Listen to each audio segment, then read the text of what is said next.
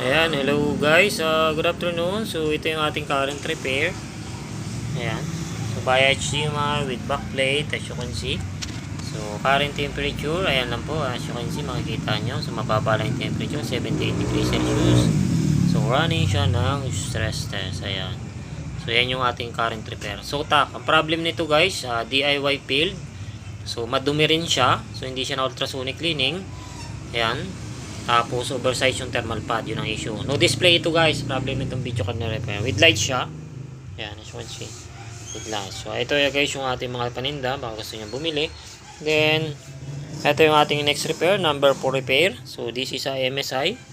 Ayan, marurumi din siya, madumi. Ayan, ang problem nito ay no display. Ayan. So ayan po siya, as you can see, madumi siya. Sobrang dumi ng HD, ano na to, is MSI. Ayan, so yan yung ating next repair.